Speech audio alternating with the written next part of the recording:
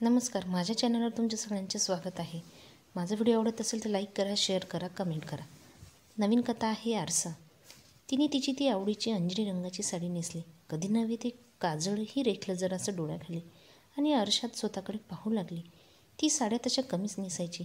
एखादा ढगळ सुती कुर्ता आणि त्याखाली तशीच ढगळ जीन्स हा तिचा स्थायी वेश होता। लहानपणापासून घरात झालेल्या चंगळवादाला शरण न जाण्याचा संस्कार आता तिच्या अंगवळणी पडले होते।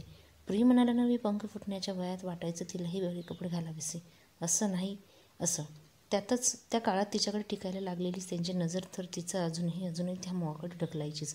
पण मग आपल्या भोवतीचं समाजवादी वर्तुळ, तत्वनिष्ठ आईवडील काय म्हणतील या विचारांनी ती मोहाला बळी मात्र पडली नाही। पुढे चंगळवादाचं वावड नसलेलं तो नवी स्थितीत धुंडाळत पार साता समुद्रापार निघून गेला आणि त्यासोबतच छान राहण्याचा हट्ट करणारा तिचा मनाला तो एक कोपराही मूक झाला। पुढे मग तिलाच त्या कशात रस उरला नाही। आपलं काम, अभ्यास, व्यसन यावरून आपलीच ओळख निर्माण व्हावी असं वाटण्याच्या मानसिक टप्प्यावर ती एव्हाने येऊन पोचली होती। उगाच खळखळ करण्याचं वय ते नाजूक वळणही आता मागे पडलं होतं। नावाजली जात होती। परखड, मनस्वी, संदेशवहनशील आणि अभ्यासू लेखणी कुणाच्या मनाला ठाव घेणार नाही। कॉलेजच्या त्या दिवसातही ती अशीच लिहायची। बरंच काही विचार करायचा भाग पाडणारं, मनाचा ठाव घेणारं। एरवी अतिशय बुरजा स्वभाव असलेल्या तिच्याकडे कुणाचंही लक्ष जायचं नाही। त्यात तिचा तो ढगळ अवतार, आपल्याच तंद्रीत असणं। कॉलेजमध्ये तिचे सुरुवातीचे दिवस लायब्ररीत आणि वर्गात अतिशय निमूटपणे जात होते। पण त्या वर्षाच्या इंटर कॉलेजिएट लेखन स्पर्धेत प्रथम पारितोषिक मिळवलेल्या कथेपेक्षा द्वितीय पारितोषिक मिळवलेल्या तिच्या त्या कथेतच साऱ्यांचं लक्ष वेधून घेतलं। रूढ विचारांना धक्के देणारी ही कथा भुवया उंचावणारी होती। कथेसोबत मग आपोसाप तिच्या लेखिकेकडेही साऱ्यांच्या नजरा वळायला लागल्या।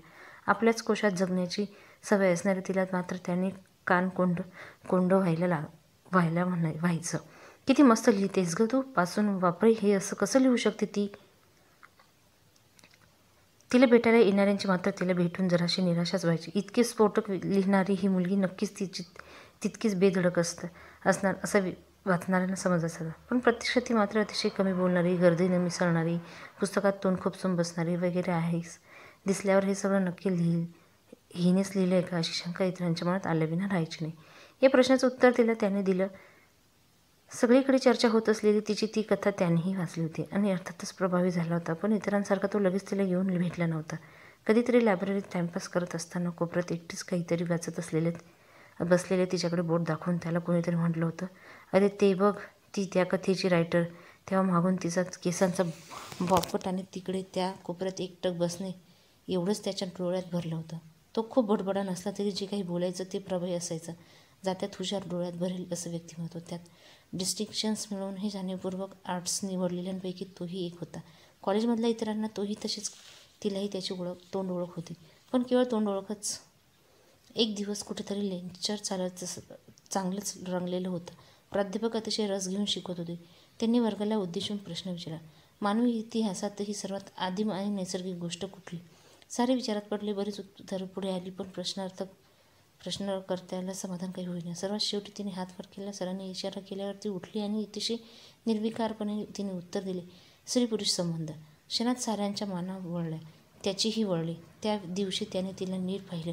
ती सुंदर होती की नाही हा प्रश्न नव्हता, पण तिच्याकडे पाहिल्यावर सौंदर्याची एक नवीन व्याख्या त्याच्या मनात मूळ धूर लागली हे मात्र नक्की।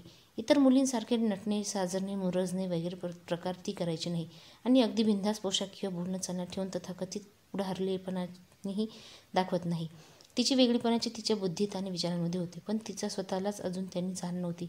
ती का कुणास ठाऊक स्वतःला कमी समजायची। आशीर्वादी, बुद्धिवादी घरात वाढली असल्याने इतर मुलींसारखी स्वतःच्या दिसण्या असण्याचे चोचले पुरवत ती मोठी झाली नाही। त्याबद्दल एक छुपा आकर्षक तिच्या मनात होता आणि मग त्या कळत्याही म्हणता येऊ नये आणि न कळत्याही म्हणू नये अशा वयाच्या अल्लड टप्प्यावर आकर्षण न राहणं, पार्लर, ट्रेंड्स वगैरे जास्त जाणं नसणं या सगळ्यांपायी तिला स्वतःमध्ये काहीतरी न्यून आहे असं वाटत राहिलंच। 5 मिनिटांनी वर फारसं न बोलणं, अतिशय साधं राहणीमान, आपण कसे दिसतो याची अजिबात फिकीर नसणं हे सगळं त्यांच्या मनात नोंदवलं जात होतं आणि या साऱ्यांमुळे तो अधिकाधिक तिच्याकडे ओढत जात होता। आपल्याकडे कोणाची नजर सारखी वळते हे मुलींना लगेच उमजतं, तसं ते तिलाही समजायला लागलं। पण छे, हे सारे आपल्या मनाचे खेळ आहेत। किती जणांचा घोळका असतो त्यांच्या मागे सतत. तो कशाला आपल्याकडे पाहिजे असं काहीतरी म्हणत ती त्याविषयी फार डोक्यातून काढून टाकायची. कधी नव्हे ते 3-4 वेळा तिने आरसा पाहिला. ऋतूचं म्हणजे काही कॉलेजमधलं एका जुन्या मैत्रिणीचं लग्न आणि त्यासाठी आपण आज चक्क तयार वगैरे झालो या गोष्टीने तिलाच थोडंसं नवल वाटत होतं. निमंत्रण घ्यायला आल्यावर ऋतूने 3 वेळा आपला पूर्ण ग्रुप येणार आहे, तूही नक्की कितीही व्यस्त असली तरी नक्की असं तिला बजावून होतं. पूर्ण ग्रुपवर तिने मुद्दाम दिलेला जोरही तिला जाणवला. तो परत आला हेही तिला तिच्याकडून समजलं. त्या दिवशीपासून तिने मन थाऱ्यावर नव्हतंच. तसंच आज इतक्या वर्षांनी तो तिच्यासमोर येणार होता. तिला खूप आतून मोहरल्यासारखं वाटत होतं. पूर्वी वाटायचं तसं अजूनही काही बदललं नाही.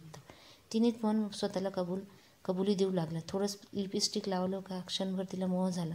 पण दुसऱ्या क्षणी तिने तो विचार झटकून टाकला आणि एक एव्हाना रक्तात भिनलेली समज तिच्या मनात आणि चेहऱ्यावर उमटली. स्वतःला पोरकटपणाहून हसून ती उचलली आणि निघून गेली. एक दिवस ती जराशी लवकरच कॉलेजमध्ये आली. तिला लायब्ररीमधलं एक पुस्तक अतिशय तातडीने हवं होतं. आले तिने लायब्ररी गाठली, पण कडून समजलं ते पुस्तक 2 महिन्यापासून कोणीतरी घेऊन गेले. तिचा जीव खालीवर होऊन लागला. तिने हवे ते संदर्भ त्यात पुस्तकात होते आणि असं एखादा किडा डोक्यात शिरला की मग तिला त्या विषयाचा फारसा फडशा पाडल्याशिवाय चैन पडत नाही. बरेच विनंती केल्यावर तिला त्या लायब्ररीकडून कळलं पुस्तक त्याच्याकडे आहे. आता झाली की पंचायत. पुस्तक हवं असेल तर त्याच्याशी जाऊन बोलणं लागेल. त्यात काय होतं एवढं कोण लागून गेलं होतं जाऊ बोलून. मग म्हणून लागलो, नाही नको. दुसरं मन त्याचा विचार करून ती क्लासपाशी येऊन पोचली. तिच्या ठरलेल्या बेंचवर आज अजून असल्याचं गर्दी नव्हती. तिकडे पाहिले आणि एकदम चकित झाली. ती त्याच्याकडे पाहत होती. तेवढ्यात त्याची नजर तिच्याकडे गेली. लगेच आपली नजर इकडे तिकडे वळून तिने लक्ष नसल्यासारखं दाखवण्याचा प्रयत्न केला, पण तो सपशेल फसला. तिच्या चेहऱ्यावरचा गोंधळ त्याने ओळखला आणि किंचित घरात असून पूर्ण गप्पांमध्ये गुंतला. हिची इकडे चिडचिड व्हायला लागली. त्यात तिला त्याच्याकडे पाहताना त्याने पकडलं होतं. याने तर तिला अजूनही तिला पापड होऊ लागला. शेवटी आता काही होऊ दे, जाऊन विचारायचं असं ठरलं. ती आता उठणार इतक्यात तिने त्याला तिच्याकडे येताना पाहिलं आणि पुरती गार पडली. पुन्हा गोंधळून उगाच पुस्तक खालीवर करण्याचा आणत बसून राहिली. तो तिला जवळ आला आणि ग्रेसफुली म्हणाला, हाय. तिने मानवर करून त्याच्याकडे पाहिले आणि किंचित हसून हाय म्हणाली. आज लवकर आलीस? हो, ते लायब्ररीमध्ये काम होतं थोडंसं. ती जराशी गडबडलीच. अच्छा, तो शांतपणे म्हणाला. त्याने पुन्हा एक वार तिच्याकडे पाहिलं. बोलके डोळे, टसटशीत नाक, लक्ष वेधून घेणारी जीवनी प्रसाधन या गोष्टींशी दुरान्वयी संबंध नसलेला नितळ रंग, आकाशी रंगाचा खादीचा कुर्ता, मानेपर्यंत प्रयासानेच पोहोचणारी भुरभुरी केस. तो अनामिष डोळ्यांनी तिच्याकडे पाहत होता. ती अजून अवघडली. जरासं हसून मग तो म्हणाला, आणखी नक्की किती मिनिट विचार केल्यावर बोलणार आहेस? जे बोलायचं आहे ते. त्यावर अजून चकित होत ती म्हणाली, तुला कसं कळलं मला काहीतरी बोलायचं आहे तुझ्याशी? जादू. पुन्हा तसंच हसून तो म्हणाला. असं हसला की त्याच्या डाव्या गालात खळी पडते हे तिला नव्याने समजलं. त्याच्याकडे एक लक्ष कटाक्ष टाकून मग तीही हसली. नंतर मग ती शोधत होती ते पुस्तक त्याने तिला आणून दिलंच. पण पूर्ण दिवसभर दोघेही सोबतच राहिले. लेक्चर, कॅन्टीन, लायब्ररी सगळीकडे. दिवस अखेरपर्यंत तिच्यातलं अवघडलेपणा जाणून ती छान हळूहळून हसायला लागली होती. एरवी खूप कमी बोलणारी ती त्याच्यासोबत बऱ्याच मुद्द्यांवर हिरीने तार्किक वादही घालू लागली होती. त्या दिवशी रात्री तिने कधीही नव्हे ते आरशात पाहिलं आणि तिला तिच्या चेहऱ्याऐवजी तिच्याकडून प्रचंड कुतूहलाने फिरणारी त्याचीच नजर पुन्हा दिसायला लागली. मनात दिलेली भूल जाऊन संवेदना जागे व्हाव्यात तसं काहीतरी तिला वाटायला लागलं होतं.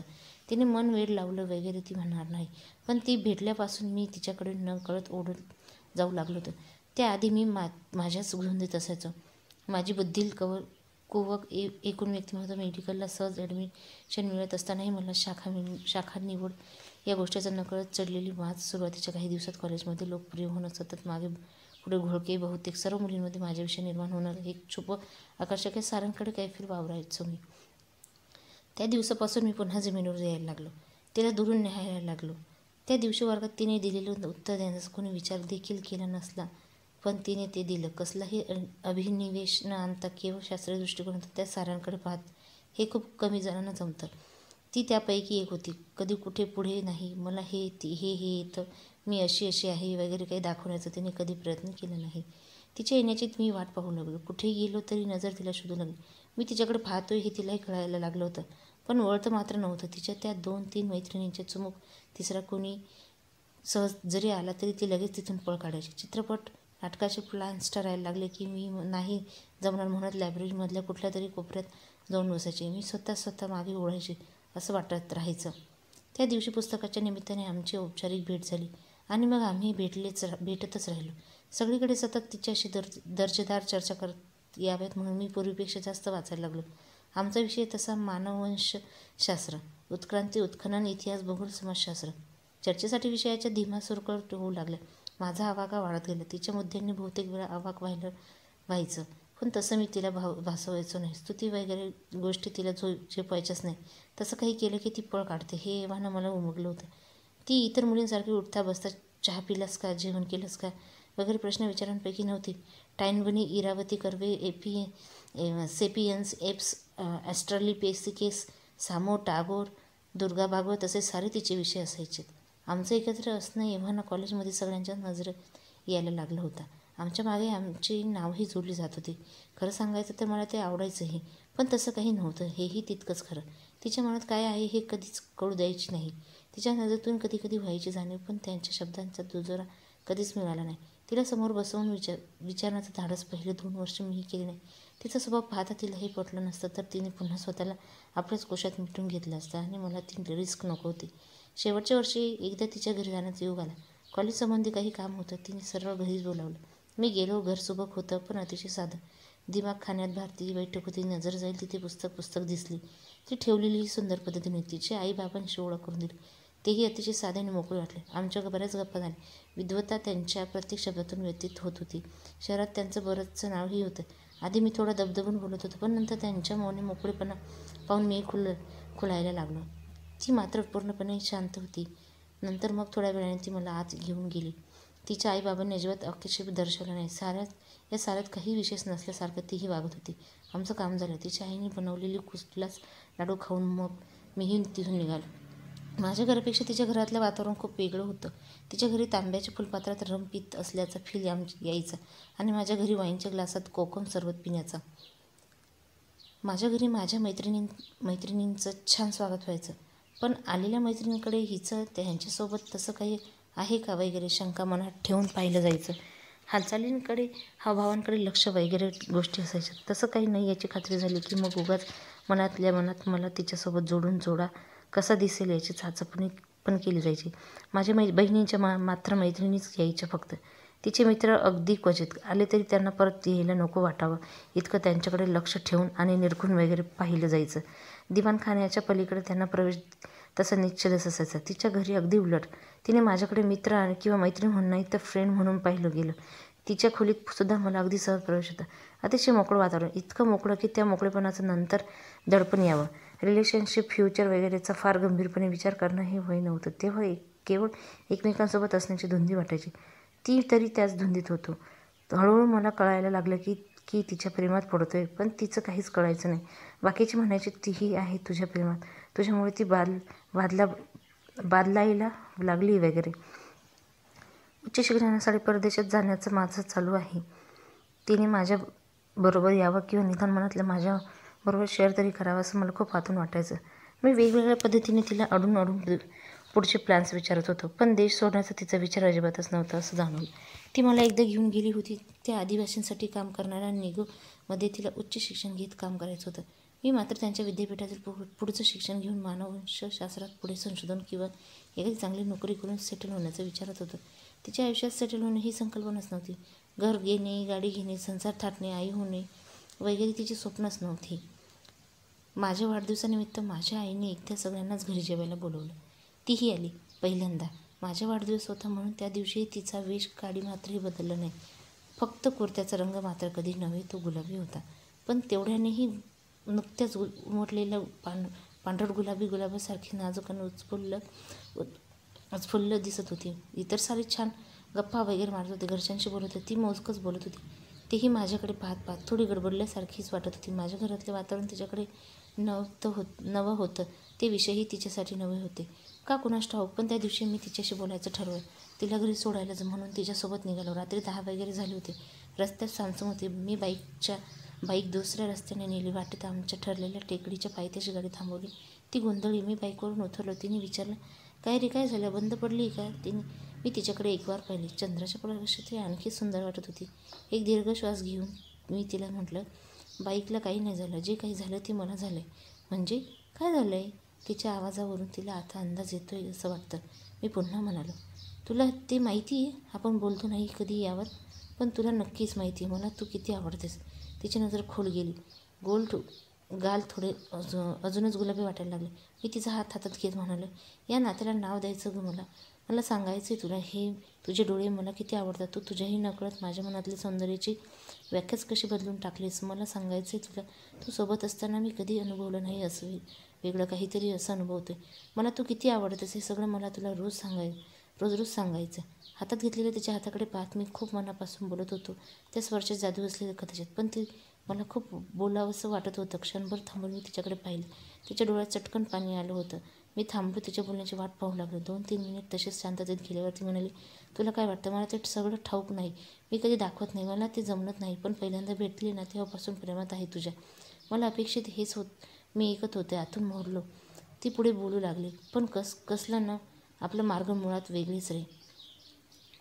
आपलं करिअर अजून व्हायचे, ओळख निर्माण व्हायची. इतक्यात तू माझ्यासाठी खूप स्वप्न सोडून इथे थांबलास की किंवा मी माझे ध्येय सोडून तुझ्यासोबत येणं दोन्ही शक्य नाही. तसं केलं तरी आपण तडजोड करून साधलेलं हे नातं कधी ना कधी तडे गेल्यापासून वंचित राहणार आहे. पण मग आपल्या नात्याचं काय न राहून मी विचारलं. ते जुळणार असेल तर जुळल्या वाचून राहणार नाही. आता नको घाई करायला. आज मी तुझ्या घरच्यांना भेटले. सगळे खूप छान आहेत, पण वेगळे आहेत आमच्यापेक्षा. मला नाही वाटत मी दीर्घकाळ त्यांच्या अपेक्षांना खरी उतरू शकेल. तूच सांग, उद्या यावरून आपल्यात वाद होणार नाही. काहीतरी मार्ग काढू ना आपण. उद्या लग्न नाही करायचं आपल्याला. मी कधीतरी ते करण्याचा विचार करतोय आहेस ना तू? मी नाही करत आहे, आणि हाच आपल्यातला फरक आहे. नको सगळंच विस्कटेल. थांबू आपण आत्ता इथे. नको करू एकमेकांचा विचार. तिचा शब्द अनशब्द खरा होता, पण तरी मला त्या सगळ्यात खूप राग येत होता. विचार नको करूया म्हणजे शक्य होतं ते? ही असं कसं सांगू शकते? मी चिडलो. ती हळवी झाली होती, पण शांत होती. माझ्या चिडणंही तिने शांतपणे स्वीकारले. मला तिच्या त्या शांतपणाचीही चिड यायला लागली. एक अक्षरही न बोलता मी तिला घरी सोडलं आणि निघून आलो. त्यानंतर मी निघून गेली विदेशी. सुरुवातीला खूप धुसमुसळ, पण हळूहळू समजायला लागलं की तिचं बरोबर होतं. तेव्हा घाई केली असते तर सगळं विस्कटण्याची भीती होती. आज उगाच धडपडतोय. जवळपास 5-6 वर्षांनी ती समोर येणार आहे. कशी असेल, कशी दिसत असेल? मी परत येत आता महिना होत आला. खूप वेळा वाटलं करावं तिला फोन, पण नाहीच केला. करायला हवा होता का? तिने वाट पाहिली असेल का? की मूव्ह ऑन झाली असेल? कोणी दुसरं असेल तिच्या आयुष्यात? असे सारे विचार डोक्यात चालू असताना काहीतरी तो गाडी बसला आणि लग्नाला जायला निघाला. स्कूटीवर बसून हॉलकडे जाण्यास पूर्णपणे तिच्या मनात जुन्या गोष्टीत तरळत राहिल्या. तेव्हा शहाणपणाचा मोठा आव आणून तिने त्याचा जाऊ दिलं खरं, पण नंतर मात्र तो निभावता तिनं मन मेटाकुटीला येत होतं. आपण केलं ते योग्य की अयोग्य प्रश्न तर तिच्या बराच काळ सतावत राहिला. त्या रात्रीनंतर तो अबोल होत गेला आणि नंतर निघूनच गेला. नंतर ना काही निरोप, ना कधी फोन. मी मारे म्हणे नको करूया एकमेकांचा विचार. मग त्यांनी तरी हे असं इतकं एवढं ऐकायलाच हवं होतं का? लग्न गोरज मुहूर्तावर होतं. ठरलेल्या वेळेत काही मिनिटे आधी ती पोहोचली आणि स्कूटी पार्किंगमध्ये लावून आत जायला वळली. क्षणभर थांबून तिने पुन्हा एकदा आरशात पाहिलं. साडी एकसारखी केली. तिची धडपड आता वाढली होती. तो समोर आल्यावर आपण काय बोलायचं, कसं वागायचं याचे उगाच वेगळे आखाडे तिचे मन बाधत होते. पण पुन्हा भानावर येत तिने तिच्या मनाला साफ बजावलं. तो आता पूर्वी तो नाही. बदललेला असू शकतो. कदाचित त्याच्या आयुष्यात आता दुसरं कोणीतरी आलेली असेल. आपला वेडेपणा आपल्या पाशीच ठेवायचा. शक्य तितकं फॉर्मली वागायचं. मनातली धडपड चेहऱ्यावर दिसू द्यायची नाही. गर्दीच्या ठिकाणी तिला जरासं अवघडल्यासारखं सारखं व्हायचं. अशा ठिकाणी ती एकतर जायचीच नाही, आणि गेली तरी पटकन कुठला तरी एक कोपरा गाठून कोणाच्या नजरेत न येता बाकीच्यांची गडबड धावपळ बघत शांतपणे बसून राहायची. आजही तिने तेच केलं. हॉलच्या मधल्यावर भिंतीच्या जवळच्या कोपऱ्यात एक रिकामी खुर्ची पाहून तिने जाऊन बसली. पूर्ण हॉलवरून तिने एक नजर फिरवली. समोरून रांगेत तिला कॉलेजमधले 1-2 ओळखीचे चेहरे दिसले. ती तिकडे पाहत असताना नेहा त्या दोघांना येऊन मिळाली. किती सुंदर आणि किती छान दिसते ही, तिने दूर पाहताच मनातल्या मनात नोंद केली. बघता बघता तिने कॉलेजमधला गोळका तयार झाला. थट्टा मस्करी, खूप दिवसांनी भेटल्याचा आनंद वगैरे सारं त्यांच्या देहबोलातून जाणवत होतं. लग्न आता कुठल्याही क्षणी लागणार होतं. स्टेजवर धावपळ सुरू होती. तिने पुन्हा एकदा सगळीकडे पाहिलं. तो कुठेच दिसत नव्हता. तिच्या नकळत तिची नजर आता आल्या क्षणापासून त्याच शोधत होती, पण तो कुठेच दिसत नव्हता. जरासं खट्टू होत तिने तिची नजर आता स्टेजकडे वळवली. ऋतू आणि तिचा होणारा नवरा दोघेही तिथे आलेले होते. दोघांमध्ये अंतरपाठ झालेला होता. नऊवारी घाड, पायघोळ साडी, नाकात नथ, चण्याचे सूर सभागृहात घुमत होते. प्रसन्न मंगलात असं वातावरण होतं सगळीकडे. हा आज इथे होणारा संस्कार या दोघांचं कायमचं एकमेकांशी बांधून ठेवणारा. नवी स्वप्न, नवी आयुष्य सोबत सारं काही. गंगा, सिंधू, सरस्वती, यमुना, गोदावरी, नर्मदा ती आता एकाग्र होऊन त्या सोहळ्याकडे पाहत होती. कावेरी शरयू महेंद्र तनया शर्मवती वेदिका वेगळ्याच मोहात तयार व्हायला लागला होता. तिला तिच्या आजूबाजू थोडीशी हालचाल होत असलेलीची जाणवली, पण तिकडे लक्ष करून तिने पुन्हा तिचं लक्ष स्टेजवर केंद्रित केलं. शिल्पा वेत्रवती महासूर नदी ख्याता गया गंडकी कितीही विज्ञाननिष्ठ वगैरे असले तरी मंगलाष्टके हे सूर ऐकून आज तिला खूप छान वाटत होते. इतक्या तिला शेजारी बसलेली कोणीतरी आपल्याकडे एकटक पाहते असं जाणवलं. तिने मान वळून शेजारी पाहिलं आणि अवाक झाली. अनिमिष नजरेने तिच्याकडे पाहत तिथे तो बसलेला होता. तिने पाहिल्यावर त्याने एक छान स्मित केलं. मंगलाष्टकांची सूर समवेत येत होती. सगळीकडे अक्षदांचा पाऊस पडला. एकमेकांकडे सुखदाचार्याने पाहणाऱ्या त्या दोघांवरही अक्षदा पडल्या. पानावर ती त्याच्याशी बोलण्याचा शब्द शोधू लागली, पण तिला ती सापडेनाच. आनंद तिच्या चेहऱ्यावरून ओसंडून वाहत होता. अरे तू केव्हा येऊन बसलास इथे? काय म्हणजे तू? ती काहीतरी म्हणत होती आणि तिचा तो सारा गोंधळ पाहत तोही तिच्याकडे पाहून हसत म्हणाला, तू मन लावून मंगलाष्टके ऐकत होतीस तेव्हा? यावर त्यांच्याकडे पाहत ती नसलीच हसली. मग पुढे केव्हा तरी ते स्टेजवर लग्न लागलं, पण त्या दोघांना आता त्यांचं गम्य उरलं नव्हतं. एकमेकांमधलं वर करणंही दिसणारे बदल न्याहाळायला दोघेही गप्पांमध्ये किती गुंतून गेले त्यांचं त्यांना कळलं नाही. मनातले सारे प्रश्न शंका पण परंतु क्षणभरासाठी गळून पडले होते. मी तुझे लेख वाचतो किंवा तुझ्या संशोधनाविषयी माहिती ऐकली वगैरे वगैरे अंगाशी संभाषण पुढे जात असतानाही डोळ्यातल्या डोळ्यात दोघांचं एक वेगळं संभाषण चालू होतं आणि वरच्यावर औपचारिक बोलण्यापेक्षाही ते अधिक खरं होतं. आणि त्याचे ते पूर्वीसारखे शांत डोळे पाहून तिलाही तो पूर्वीचाच तो असल्याची जाणीव झाली. तिला साडीत पाहून तो खरं तर क्लीन बोल्ड झाला होता, पण त्याने वरवर तर तसं दाखवलं नाही. तिथल्या इतर झगमगाट तिचीच ती साधी पण सुरेख साडीला शोभणारी मोजकी नाजूक ॲक्सेसरीज, पूर्वीसारखेच मानेवर डोलणारे केस, डोळ्यांचं सौंदर्य, हे सारं त्याच्या नजरेत टिपलं होतं आणि त्याचे ते टिपलं हे तिलाही त्याच्या उत्सुकतेने तिच्यावरून फिरणाऱ्या नजरेतून उमगलत होतं. पुढे मग इतर भेटी, गप्पा, ऋतूला शुभेच्छा देणं वगैरे पार पडलं. पण हे सारं जोडीने. पूर्वीचा तो कडवड भाग साध्यापुरताच बरी बाजूला टाकायचं असं मनातल्या मनात ठरवून दोघेही एकमेकांशी खूप वर्षांनी होत असलेली भेट, सहवास अनुभवत होते. एकमेकांचं वागणं निहाळत होते. एकमेकांच्या आयुष्यात दुसरं कोणी आहे का वगैरे. मग बाकी सारे मजेत किंवा काय म्हणे आयुष्य सारखं प्रश्न पुन्हा विचारून धांदोळत घेत होते. बऱ्याच वेळाने खूप सारा आनंद मनात घेऊन आणि उद्या भेटायचं ठरवून दोघी घरी परतले. तिने त्याला दुसऱ्या दिवशी तिच्या घरीच बोलावले होते. परत येताना आणि घरी पोहोचल्यावर सुद्धा कितीतरी वेळ ती दिवसभरातले सगळे क्षण आठवत उगाच मनातल्या मनात मोहत होती. आपण कसे गडबडलो इथपासून तो अजूनही पूर्वीतकाच ग्रेसफुल कसं वागत होतं इथपर्यंत सारं तिचे मन पुन्हा अधोरेखित करत होता. आज तिला पुन्हा तिच्यातल्या सौंदर्याची जाणीव झाली. आरसा पुन्हा जवळच्या वाटू लागला. कामात लक्ष लागेना. रात्री झोपण्याआधी मात्र दिवसभराचा आनंद उराशी घेऊन मनातल्या प्रश्नांची पुन्हा डोकं वर काढायला सुरुवात केली. हे असं एखाद्या टीनेजर सारखं वागणं आपल्याला शोभत का असंही क्षणभर वाटून गेलं. वास्तविकतेची जाणीव व्हायला लागली. त्याची अस्तित्वाची अवस्थाही काही वेगळी नव्हती. आज तिला पाहून तो पुन्हा नव्याने तिच्या प्रेमात पडत होता. आजची ही रात्र ती कधी तरी मध्ये असं त्याला वाटतलं होतं. पुढे काय हा दत्त प्रश्न समोर असला तरी तिच्यासोबत असणं त्याला हवंसं वाटत होतं. बाकी कुठलेच विचार आता नको असे वाटत होतं. इतक्या वर्षांनंतर खूप काही बोलणं राहून गेलेलं बोलायचं होतं. मनात खूप सारी उत्सुकता, आनंद आणि त्यांच्या पार्श्वभूमीला खूप सारे धुसर प्रश्न येऊन दोघी उद्याची वाट पाहू लागले. अशी काही आरसा ही कथा मी तुमच्यासमोर मांडली. पुढचा भाग आपण लवकरच बघूया. व्हिडिओ आवडला असेल तर लाईक करा, शेअर करा, कमेंट करा आणि माझ्या चॅनलला सबस्क्राईब करा. धन्यवाद.